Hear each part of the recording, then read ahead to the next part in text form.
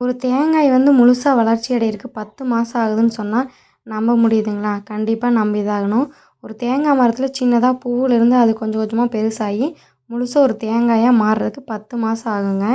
தேங்காய் பால் ஸ்கின்னுக்கு ஹேருக்கு நல்லது, டெய்லி குடிங்க நான் கண்டிப்பாக சொல்ல மாட்டேங்க. ஏன்னா இது வந்து உடம்புல இருக்கிற உறுப்புகள் தான் நமக்கு முக்கியம், அதுக்கு ரொம்ப நல்லதுங்க. இதில் பார்த்தீங்கன்னா விட்டமின் சி, இ, பி, இரும்புச்சத்து, கால்சியம், மெக்னீஷியம், பொட்டாசியம், எலும்பு தேய்மானத்தெல்லாம் தடுக்குதுங்க. ஸ்கின்னு ஹேரை ஃபோக்கஸ் பண்ணுறத விட நம்மளோட உள்ளுறுப்புகள் தான் முக்கியங்க, அதை ஃபோக்கஸ் பண்ணாவே போதும். ஆனால் இப்போ பார்த்தீங்கன்னா தேங்காயோட விலை அதிகமாக இருக்குது, அதுக்கு தகுந்த மாதிரி வீக்லி ஒன்ஸ் குடித்தா போதுங்க. வாரத்தில் ஒரு தடவையாவது கண்டிப்பாக தேங்காய் பால் குடிக்கணுங்க. அது எதுக்காகனா வயிற்றில் ஏதாவது புண்ணு இருந்தால், இல்லை வாயில் கூட ஒரு சிலருக்கு புண்ணு இருக்குங்க. அந்த மாதிரி புண்ணு இருக்கிறவங்க ஒரு டைமாவது வாரத்தில் குடிச்சிட்டு வரும்போது நமக்கு வந்து அந்த புண்ணெல்லாம் சரியாயிரும்.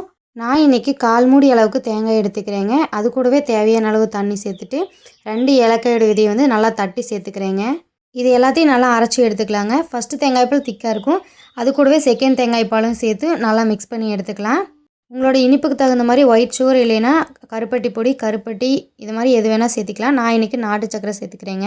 2 ஸ்பூன் அளவுக்கு நாட்டு சக்கரை சேர்த்து நல்லா மிக்ஸ் பண்ணிக்கிறேங்க. நீங்கள் உங்களோட ஸ்வீட்னஸ்க்கு தகுந்த மாதிரி சக்கரை சேர்த்துக்கங்க. சேனலை சப்ஸ்கிரைப் பண்ண மறந்துடாதீங்க. தேங்க்ஸ் ஃபார் வாட்சிங்.